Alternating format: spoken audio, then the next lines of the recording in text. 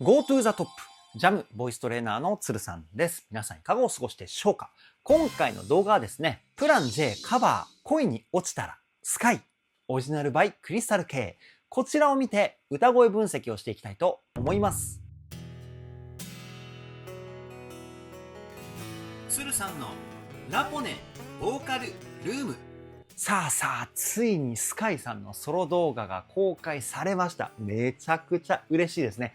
しかも歌う曲がですね、クリスタル K さんの恋に落ちたらということでですね、歌声分析したんですけれども、いや、すごすぎました。普段の JO1 では表現していない歌い方だったり、声質のコントロールだったり、リズム知識、そしてリズムテクニック、素晴らしすぎますね。本当に一曲通してずっとテンションが爆上がりでですね、最高の時間でした。そういった部分をどこよりも丁寧に細かくをテーマに歌声分析しておりますので、ぜひ皆様最後までお付き合いよろしくお願いします。つるさんのラポネボーカルルーム、こちらのチャンネルは私、つるさんが大好きな JO1 を筆頭にラポネ所属アーティストと現在つるさんが気になっているアーティストの魅力をボイストレーナー目線で伝えるリアクション動画と歌声分析動画をメインで公開しているチャンネルです。今の話を聞いて気になった方はぜひチャンネル登録、高評価よろしくお願いします。それでは早速プラン J カバー恋に落ちたらスカイオリジナルバイクリスタル K 歌声分析 GO！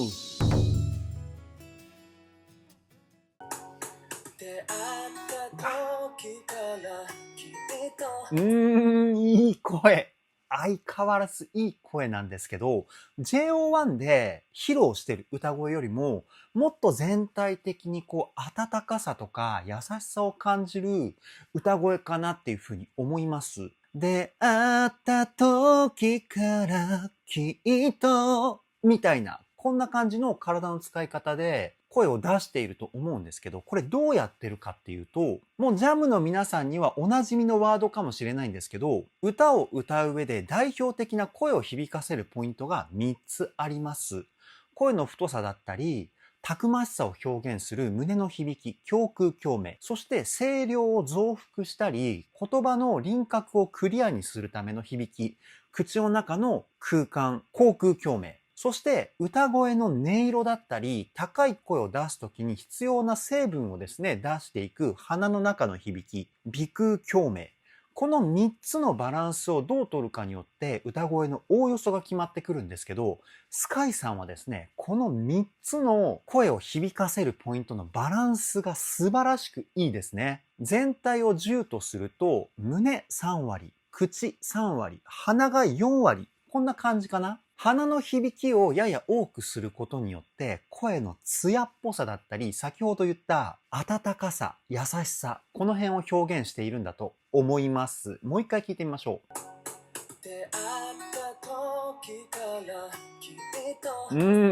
やっぱりいい声ですよね。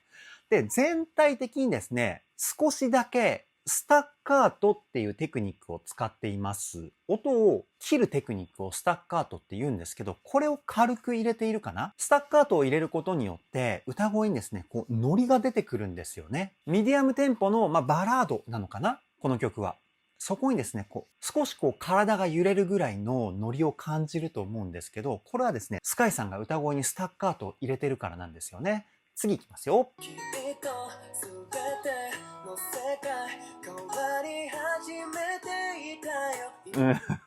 いいね。もううっとりしちゃいますよね、この歌声。で、後半部分が若干音域が上がったことによって、腹筋に入れる力の量が少し上がったかな。その結果どうなったかっていうと、歌声にですね、少しだけパワー感が増幅したような、そんな感じの歌声になってます。もう一回聞いてみましょう。次ぐらいから。変わり始めていたよ。みたいなね、ここで一気に盛り上がる感じ出てますよね。これ腹筋に入れる力がですね、上がったから声も強くなったんですよね。次いきますよ。うわーたまらん。テンションマックスですよ。素晴らしすぎますよね。で、この A メロのちょっと音域が低い部分なんですけど、少しだけ息の音が入ったような歌声ですよね。息の音が入った歌声は、ウィスパーボイスっていうテクニックなんですけど、これ使ってるんじゃないかな。もう一回聞いてみましょう。ほら。今なら、みたいな感じでちょっとこうサラサラっと音入ってますよね。これウィスパーボイスっていうテクニックです。どうやって声を出していくかというと、軽くため息を吐きながら歌うみたいな。これが一番伝わりやすい表現かな。ぜひね、気になる人はやってみてください。次いきますよ。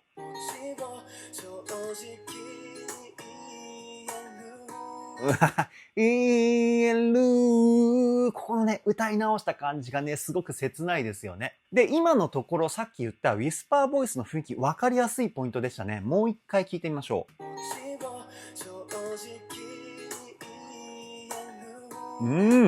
正直に言える。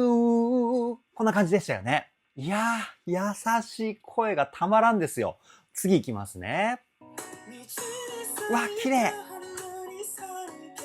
うわ、めちゃくちゃ綺麗な裏声ですね。道に咲いた花にさりげなく、泣くで地声に戻してますよね。で、この裏声なんですけど、さっき言った3つの共鳴ポイント以外にも実は声を響かせるポイントがあって、それは何かっていうと、頭なんですよね。頭部共鳴って言ったり、ヘッドボイスって言ったりするんですけど、この成分をですね、使っていくと歌声がすごく綺麗になるんです。裏声の部分の高いところはスカイさん、ヘッドボイスを使って歌ってますね。聞いてみましょう。こう、さりげなくのこのさの音の裏声ウィスパー、すごく切ないですよね。いや、これたまらないな。次いきますよ。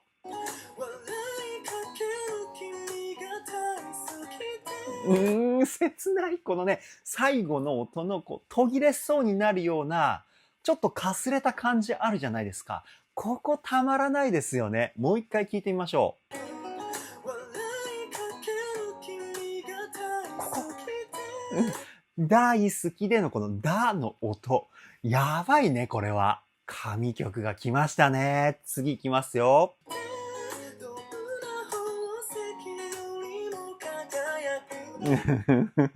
もうね、やばいね。スカイさん推しの皆さん、これはもうね、たまらない歌声ですよね。で、歌ってる時にこう胸をね、こうトントントントン叩いてる仕草あるじゃないですか。これがね、かっこいいですよね。もう一回聞いてみましょう。いいね。いや、スカイさんの裏声も神レベルですね。めちゃくちゃ綺麗な声で、なおかつこの息の音が混ざっているウィスパー。この組み合わせがですね、たまらなく素晴らしいと思います。次いきますよ。おウェイ前半で強い地声が来て、後半でまたね、裏声でこう優しい雰囲気を出しているポイントですよね。押して弾いてみたいな表現方法がすごくこう引き込まれるような、そういう魅力ありますよね。もう一回聞いてみましょう。うわー、いい。たまらない。何回言うんだって感じですよね。素晴らしすぎます。次からサビかな？行ってみましょう。いいね。いいね。ここで地声ですよね。B メロの後半がかなりハイトーンを攻めていて、そうですよね。この曲。サビで音域が下がるんですよね。この下がった時の力の抜けた感じがですね、たまらなく聴いていて心地いいんですよ。で、スカイさんの歌声もすごくこうリラックスしてる感じがして、癒し効果がもうどんどん溢れてますよね。もう一回聴いてみましょう。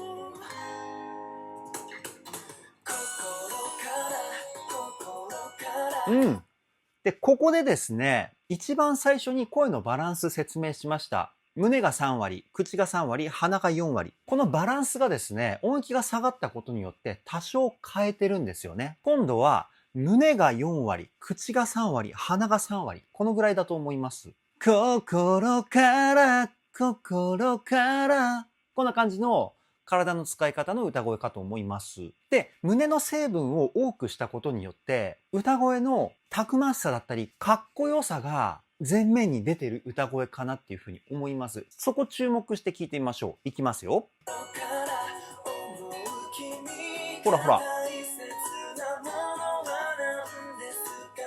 A メロの時の優しい雰囲気っていうよりも、歌声がすごくギュッと締まった感じが出てますよね。これは鼻の成分を少し抜くことによって、柔らかい雰囲気がですね、多少抑えられたんですよね。そして胸を中心の歌声作りにしたことによって、声の強さ、かっこよさですよね。ここが前に出始めたっていう感じの歌声だと思います。もう一回聞いてみましょう。いいね。いや、ここまででいろんな声を表現していますよね、スカイさん。バリエーションが豊富ですね。次いきますよ。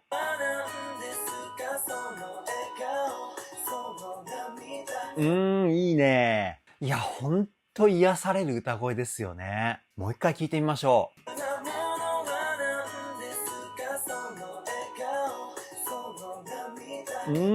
涙っていう風に、ここの部分はしゃくりっていうテクニック入れてますよね。このしゃくりを入れるとですね、スピード感と躍動感が増幅した雰囲気が出てくるんですよ。あと、歌声の編集の話になるんですけど、ここはですね、ダブルっていうレコーディング方法が使われています。ダブルってどういうことかっていうと、スカイさんが2人同時に歌ってるような音作りになってるんですよね。スカイさんの歌声が2つ同時に流れてるっていうか、この編集方法を使った音源、どういう風になるかっていうと、歌声がキラキラした感じの雰囲気が出てくるんですよ。そこに対して、上ハモリでハモってますよね。ダブルって結構使われるレコーディング方法で、初期の Mr.Children の歌声はですね、もう一曲通してこのダブルで収録されて CD 化されてたりします。あと、ハモリが入るところは結構ダブルでハモってる楽曲多いですね。次いきますよ。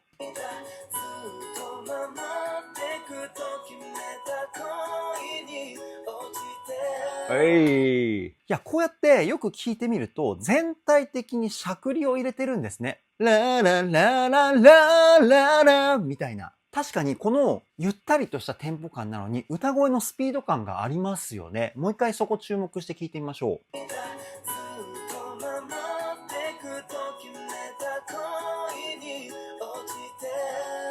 ね、よく聞いてみると結構しゃくり入ってますよね。さっき僕が言ったもう全体的にっていうのはちょっとだけ大げさだったかもしれないですけど、やっぱりね、僕はしゃくりっていうテクニックがすごく大好きで、テンポの速い曲だとこのしゃくりは特に魅力を発揮するっていう風に思っているんですけど、めちゃくちゃスピード感とノリが出てくるんですよ。それがね、かっこいいんですよね。だから今回のスカイさんのこのしゃくりめちゃくちゃ注目しちゃいますね。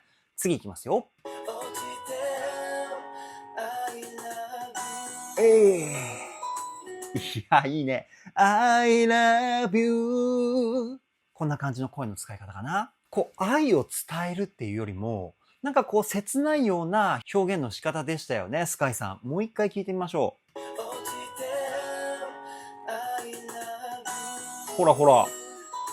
なんか切なさを感じる歌声に僕は聞こえたんですけど、ジャムの皆さんはどういう風に感じましたでしょうか。次いきますよ。いいね。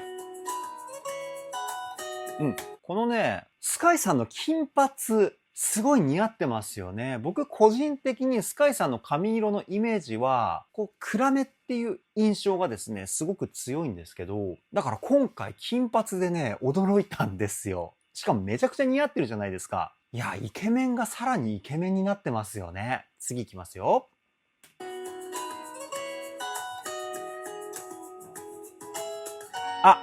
今映ったヘッドホン、ごめんなさいね。ここ本当はね、止めないでそのまま歌声に突入すればよかったんですけど、今チラッと映ったヘッドホン、実は僕も同じやつ持ってて、レコーディング用に購入したんですよね。ソニーの確か ST900 っていうタイプのヘッドホンだったかな。ちょっとだけお高いヘッドホンなんですけど、もうプロ仕様のレコーディングスタジオでは、もう必ず置いてあるっていうほど定番のヘッドホンなんですよね。僕も憧れて買っちゃいました。さあ、お待たせしました。スカイさんの歌声2番聴いていきましょう。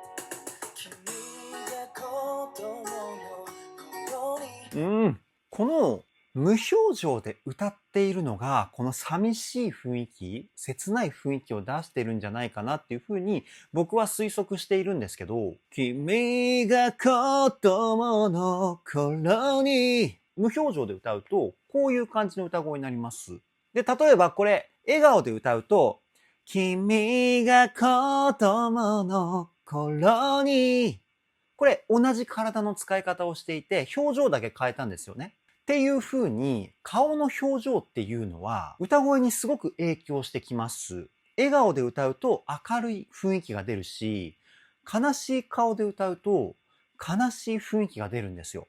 で、ここのポイント、スカイさん、さっき無表情って言っちゃったんですけど、若干、物悲しいような表情で歌ってますよね。なので、顔の表情の感情がですね、そのまま歌声に乗っているんじゃないかなっていうふうに思います。もう一回聞いてみましょ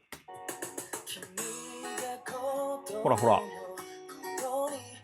昔悲しい出来事があって、それを思い出しながら歌ってるんじゃないかな、みたいなね。そんな感じの雰囲気を僕は感じました。次行きますよ。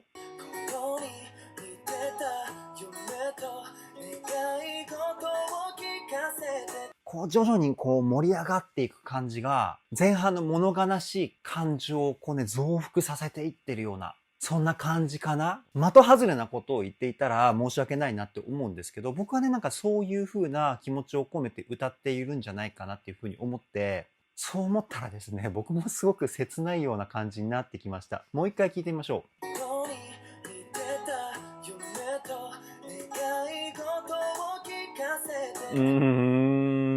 切ないですよね。願い事を聞かせて、みたいな。で、言葉のシーンもこの部分結構強めに出しているので、やっぱり言葉自体が持っているパワー感だったり、言葉の意味がですね、すごく感情に乗って伝わってくる歌声というか、次行ってみましょ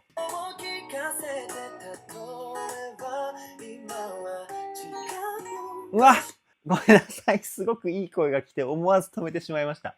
やっぱスカイさんの裏声はですね、ものすごく魅力的ですよね。もう一回聞いてみましょう。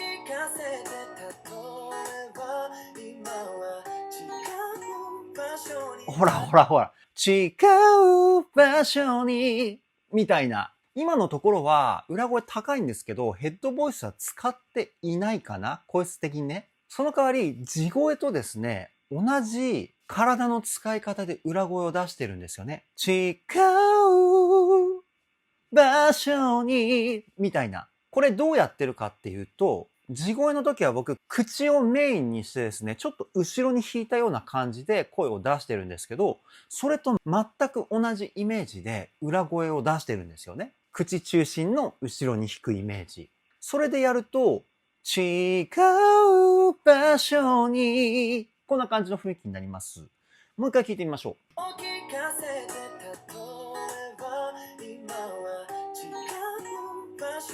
ほらほらほら、ヘッドボイスのキラキラっていう成分が今の裏声にはなかったんですけど、逆に息の音が増幅して、柔らかい雰囲気が出ているというかね。そして地声から裏声、裏声から地声、この流れがですね、すごくスムーズだったと思うんですけど、このスムーズさもですね、地声と同じイメージで裏声を出していることが理由になっているんですよね。いや、裏声一つとってもいろんな表現の仕方スカイさん持ってますよね。素晴らしいです。次行きますよ。あ、いや、本領発揮してきましたよ、スカイさん。途中で入ったエッジボイス。このエッジボイスっていうのは、ここにある仮声帯っていう器官を使って、この音を歌のフレーズに入れていくんですよね。そして最後のフェイク。ララララみたいなフレーズかな。こういうね、テクニカルな部分が入ってきましたね。もう一回聞いてみましょう。ほら。ほら、かっこいい。そう、スカイさんはね、ものすごく器用な歌い手ですから、僕はこういうね、難しいフレージングが、スカイさんにすごく似合ってると思っていて、R&B とかジャズとかね、そういうのを歌ってもスカイさんってめちゃくちゃかっこよく歌い上げるんじゃないかなっていうふうに思っているんですよ。すいません。めちゃくちゃ語り始めました。それぐらいね、素晴らしいボーカリストだっていうふうに僕は思っています。次行きますよ。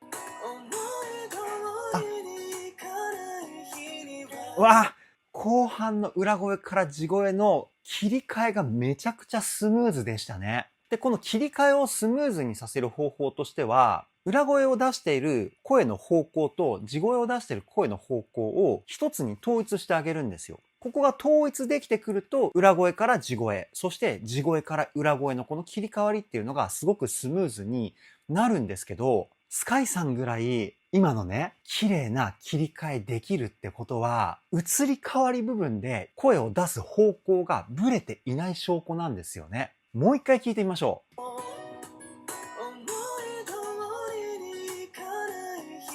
ほらほらほら。普通ね、こう切り替わりのところって、カクンっていう風に切り替わり部分、ブレイクポイントって言ったりするんですけど、このブレイクポイントの箇所が少しでも出るものなんですけど、スカイさんはこのブレイクポイントのニュアンスがゼロなんですよ。もうどこで切り替わったのかわからないっていうぐらいスムーズですよね。ただ今、地声の声量がですね、裏声よりも少しだけ大きかったので、こっから地声なんだろうなっていうのが分かりましたけど、ここ音量も統一したら多分ね、全然分からないと思います。それぐらい素晴らしいポイントでした。次いきますよ。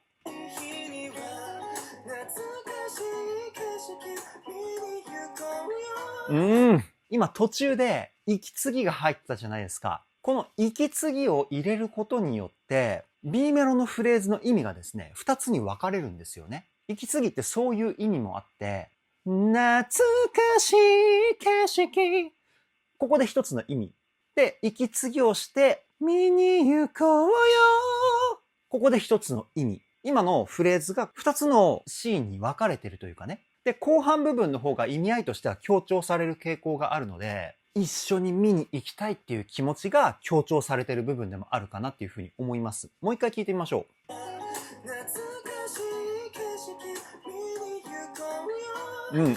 そういう意識で聞いてみると、見に行こうよっていうところの感情が強く聞こえてくるので、スカイさんから美しい景色を見に行こうよって言ってもらってる感覚になりますよね。こういった曲の聴き方をすると、また一味違った雰囲気を感じ取れると思うので、おすすめですよ。次いきますね。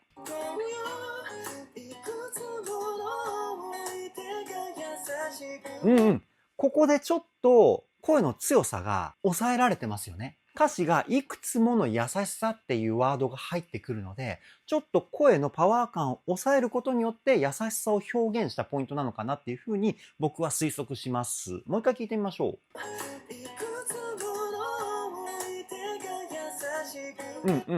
で、ここのポイントは裏声の声量に地声の声量を合わせてるんですよね。すごく流れがスムーズで美しいポイントだったかなというふうに思うんですけど、やっぱり地声のパワー感を抑えることによって優しさを表現。この推測にですね、僕はすごく自信を持ちました。で、次で今度パワーワードがやってくるわけですよね。感情をすごく伝えたいポイントっていうか、聞いていきましょう。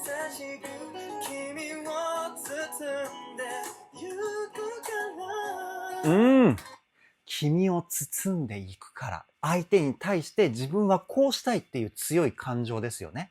ここに繋がってくるわけですよ。もう一回聞いてみましょう。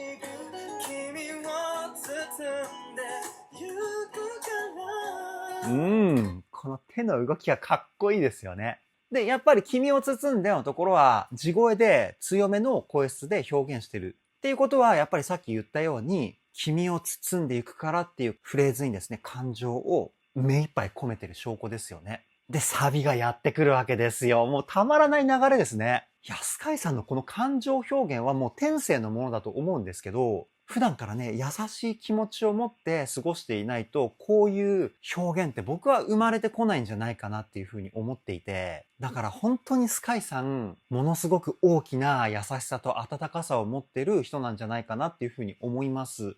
次いきますよ。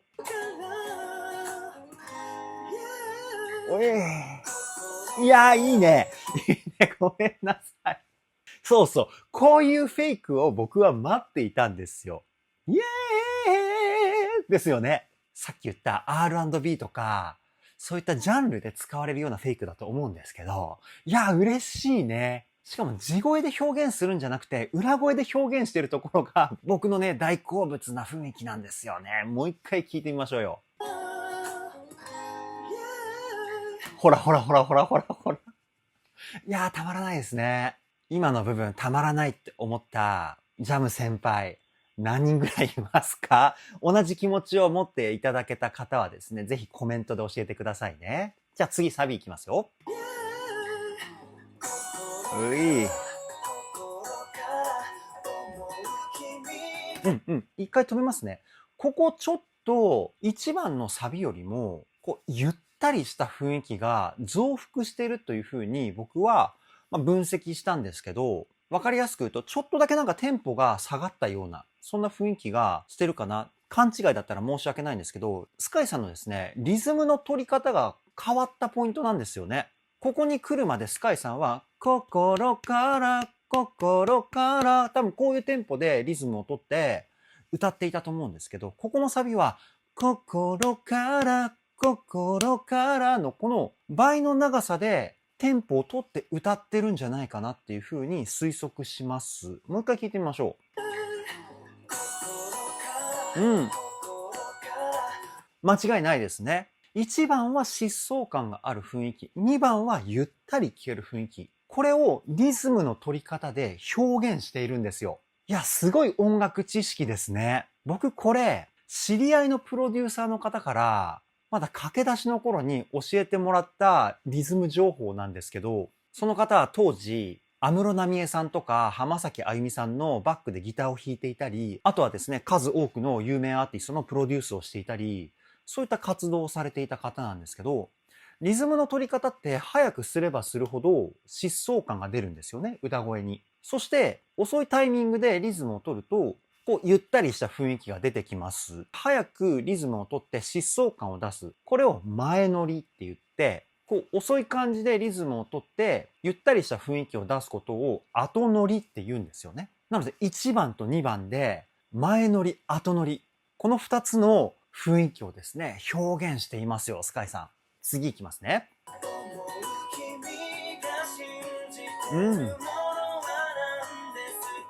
いいですね。このゆったりした恋に落ちたらもうすごくかっこいいですよね。もう一回聞いてみましょう。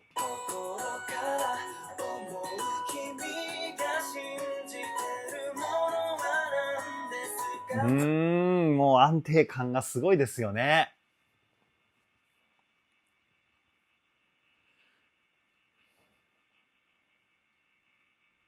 で、この落ち着いた雰囲気たまらないですね。次いきますよ。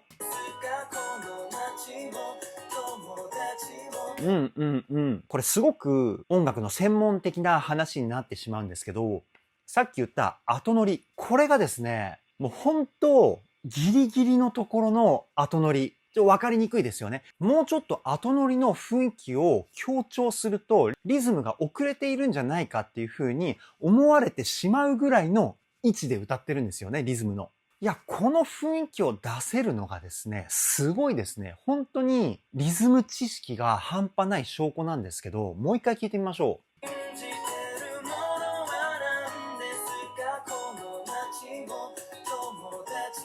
う。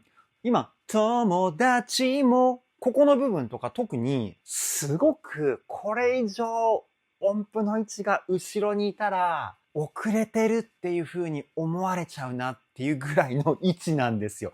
このチョイスすごいですね。なかなかリズムテクニックって伝わりにくい部分だったりするんですけど、僕はね、こういう徹底して細かいところまでコントロールして歌ってるスカイさん、本当にすごいと思います。次いきますよ。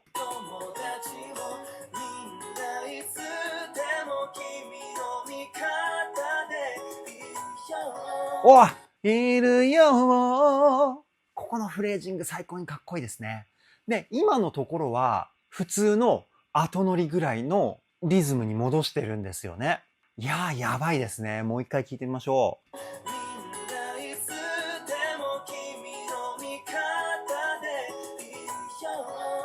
かっこいいね。いるよ。今も歌っちゃうっていうね。それぐらいお気に入りフレーズなんですけど。いやー、嬉しいですね。こんなに素晴らしい歌を聴けてね。次いきますよ。エッジボイスからのフェイク。Always ラブ。こんな感じでしたよね。いやー、最高ですね。もうエッジとフェイクが入ってくるっていうのは、R&B でよく使う歌のフレージングだったりテクニックなんですけど、そもそも恋に落ちたらって、クリスタル K さんの楽曲なので、R&B テイストなんですよね、原曲がね。で、今回のアレンジがアコースティックな感じだから、なおさらスカイさんの R&B っぽい雰囲気で僕はね、テンションが上がるわけですけど、もう一回聞いてみましょう。いやー、たまらないですね。じゃあ次のスカイさんの歌い出しからいきますよ。うわ、ここで声のパワー感をですね、少しだけ下げて、スタッカート感を強調してますよね。心から、心から、みたいな。今最後ごめんなさい、音程ずれちゃいましたけど。で、スタッカート感を強調することによって、スタッカートを使った後のですね、子音も強くなってるんですよね。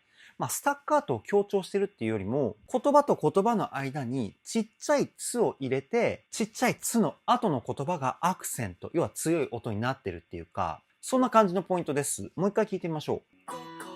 ほら。心から、心から。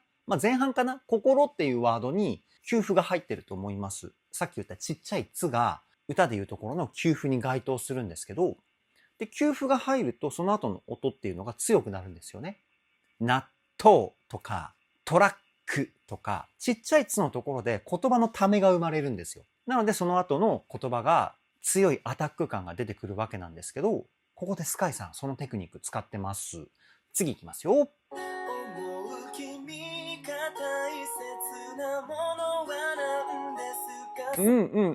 で、落ちサビなんですけど、スカイさん、ここでは割と輪郭がはっきりした地声を使ってますよね。他の部分では、割とウィスパーな感じを出していたんですけど、この落ちサビで、このいい意味で主張の強い声質を使うことによって、歌の世界観が広がって聞こえますよね。新しい世界観が感じ取れるポイントというか、もう一回聞いてみましょう。ほら。ね。多分ここに来る前は、思う君が大切な、みたいな感じの声質チョイスだったと思うんですけど、今のポイントは、君が思う大切な、みたいな、地声感がはっきりしてる歌声っていうかね。簡単に言葉で言うと、ウィスパーボイスを使うか使ってないかの差だと思うんですけど、一般的なイメージだとやっぱりね、落ちサビの方がウィスパーとか使いたいって思うボーカリスト多い中、このスカイさんのウィスパーボイスを使わないっていう選択、すごいですね。この発想力が素晴らしいと思います。次いきますよ。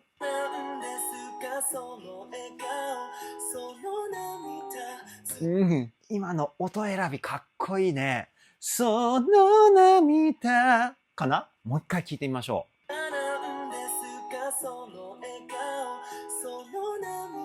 いいね。超かっこいい音選び。めちゃくちゃいいですよね。次いきますよ。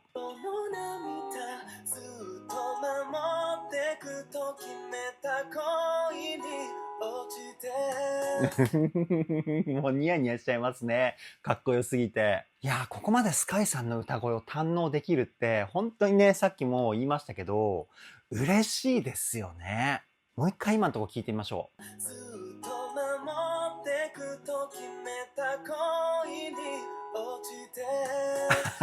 ダメだ。ダメだ。良すぎてニヤニヤしてしまう。隠しきれない。で、じわじわ盛り上がってる感じがね、またたまらないんですよ。地声のね、声質がどんどん強くなっていくっていうかね。いやー、かっこいい流れですね。次行きますよ。さあ。あ、おやーだって。最高に好きな展開がやってきました。メインメロディーが流れてる上で、フェイクをするっていう表現方法。僕ね、これ一番大好きなんですよ。もう一回聞いてみましょ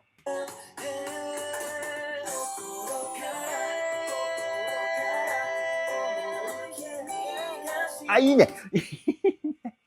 ロングトーンを力強い感じで歌って、みたいなところは優しく歌ってるみたいなね。普通音がこうね、激しく動いてるところを強調するボーカリストが多いと思うんですよね。やっぱりこう難しいことやってるからアピールしたいみたいな、そういう方が多い中、こうかなりテクニックが必要なポイントで、一歩後ろに下がってるんですよね、スカイさん。いやー、すごい。この発想は僕の中にはないですね。次いきますよ。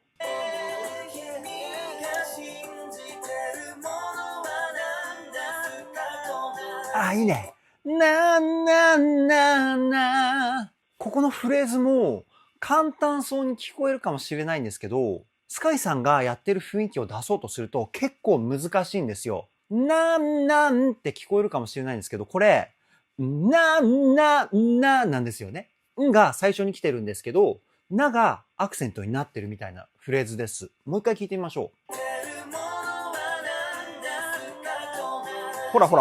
ちょっとね、んの部分が分かりにくいんですけど、ワン、ツー、なんって入ると、なが弱くなりすぎちゃうんですよね。ワン、なんってやると、スカイさんと同じぐらいのなの強さを表現できるんですけど、これもですね、んの部分はちっちゃいつを入れる、あるいはちっちゃくんっていう風に言ってあげると、なの部分が強調されるっていうテクニックなんですよね。まあ、給付の使い方というか。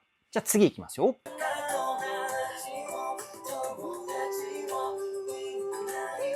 わあ、ほら、もうすいません。もうテンションがすごく上がって、もう今の部分は完璧にもう超一流 R&B ボーカリストみたいなフレージングと声の出し方ですよね。もう裏声のきらびやかさが半端ないんですよ。もう一回聞いてみましょう。ほらとか、ここのフレージングめちゃくちゃおしゃれじゃないですか。すごく難しい音を使ってるんですよね。にもかかわらず、スカイさんはすごくさらっと歌ってる。ここがかっこいいですよね。次行きますよ。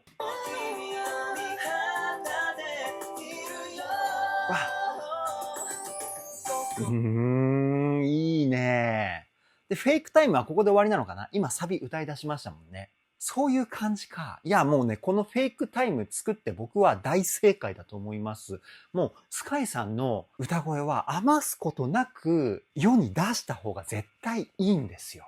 もう素晴らしすぎる歌声で、僕はね、世間のスカイさんに対する歌声の評価って、すごく過小評価してるっていうふうに思っていて、本当はもう1000倍ぐらいすごいのに、っていうふうにですね、思ってるんですよ。ちょっとごめんなさい。これってなんかプンプンしちゃいましたけど、だからもっとスカイさんの素晴らしいところをみんなに知ってほしいなっていうふうに思っていて、だから僕はこの動画でですね、もう本当にスカイさんの素晴らしいところを一人でも多くの方に伝えたいっていうふうに思ってます。なのでこのタイミングでスカイさんのカバー動画が出たのは僕はすごく嬉しいんですよ。ね。ジャムの皆さんね。そうですよね。みんなでスカイさんの素晴らしさ広めていきましょうね。次行きますよ。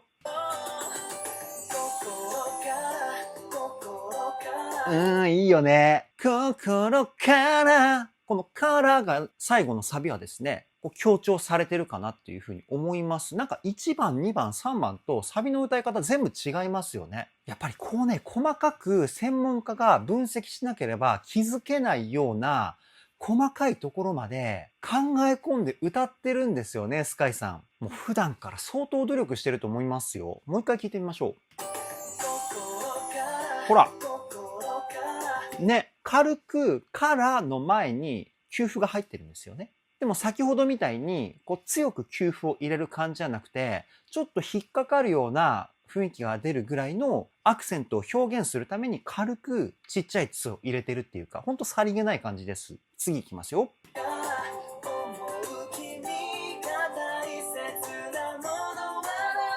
あ、いいね。ここの最後のサビのこの高音部分は地声で、ものは何ですかみたいな、ここでミックスボイスを使ってるんですよね。地声と裏声の中間の声ですね。すごくコントロールの難しいスーパーテクニックなんですけど、もう一回聞いてみましょう。来るよ。ほら。物は何ですか。地声の割合の方が多いですけど、ここはしっかり裏声成分が混ざってますね。これ地声だけで出すとすごくパワーが出すぎてしまうので、あえてミックスボイスを使ってるかなっていう雰囲気を感じます。次いきますよ。うんうん。で、今も先ほど言った、その笑顔、その涙、みたいな、軽く給付が入ってるポイント。ここで引っかかる感情を出しておいて、後半にインパクトのある雰囲気を持ってくるっていう表現方法なのかな。ちょっとね、こういう風に言ったら機械的に感じてしまって、申し訳ないなって思うんですけど、スカイさんはもちろんこう気持ちを歌声に込めるっていう感じで歌ってると思います。それを僕がですね、解説すると、やっぱり技術的な部分だったり、そういったところが中心になっちゃって、こんな感じになってしまいますけど、スカイさん本人はね、気持ちを込めてジャムの皆さんのために歌ってるっていう風に思っていただけたらなという風に思います。僕が言ってるのは、ボイストレーナー目線で見ての分析、解説なのでね、そこはこう分けて考えていただきたいなという風に思います。次いきますよ。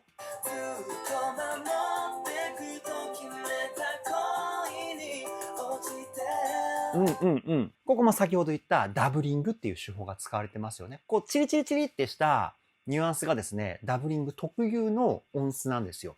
もう一回聞いてみましょ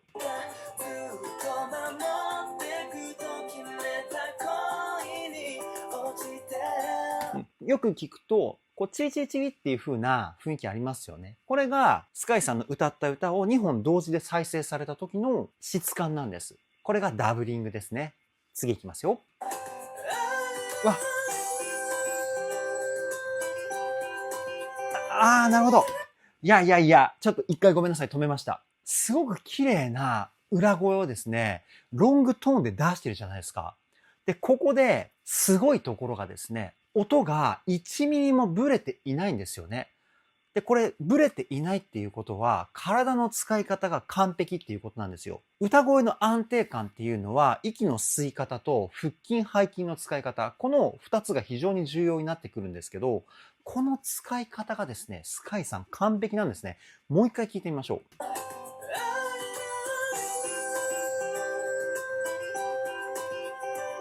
ほら。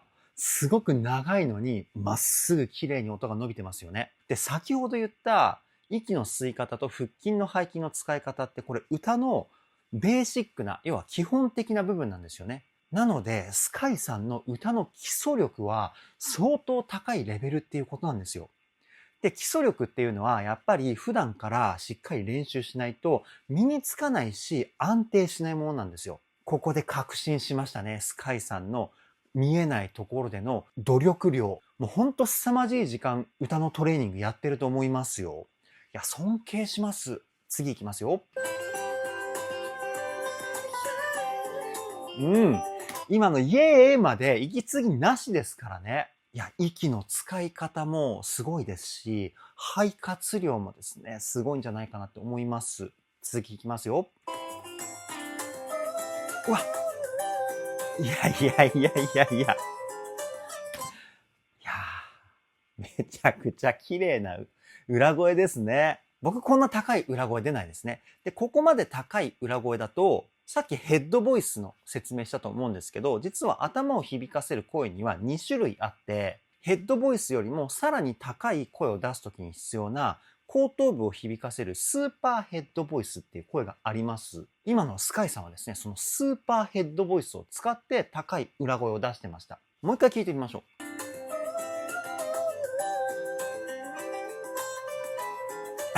すごい綺麗だね。いやー、羨ましいな。あんな高い声を綺麗に出せて。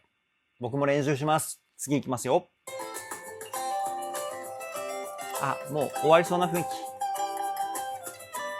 終わっちゃいますね。このまま。もうね、ワンフレーズぐらいスカイさんの歌声聞きたかったんですけど、でもあと動画がね、14秒あるので、最後まで諦めず見てみたいと思います。いきますよ。ないね。悲しい。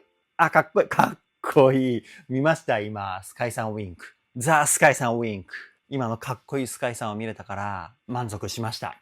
いやー、最高すぎましたね。以上、プラン J カバー、恋に落ちたらスカイ、オリジナルバイ、クリスタル K、歌声分析はここで終了です。いやー、この素晴らしい作品は何ですか？最高すぎましたね。で、JO1 の楽曲では表現していない声だったりもたくさんあったなっていうふうに思いますし、もう一曲通してスカイさん尽くし、いや、最高に嬉しいですね。最近 JO1 のソロ動画がですね、どんどん公開されていて、個人的にはね、すごく嬉しいなっていうふうに思っています。その理由としてはですね、やっぱり JO1 で表現している部分と、ソロの時に表現している部分の違いっていうのを感じ取ることができて、なお一層 JO1 メンバー、一人一人の魅力を知ることができるっていうふうに思うとですね、もう嬉しい気持ちになって、最高の気分になりますよね。これからも JO1 全力で追っていきたいと思います。それでは今回の動画はここで終わりです。動画の内容を気に入ってくださった方はチャンネル登録、高評価よろしくお願いします。ではでは、ボイストレーナーのつるさんでした。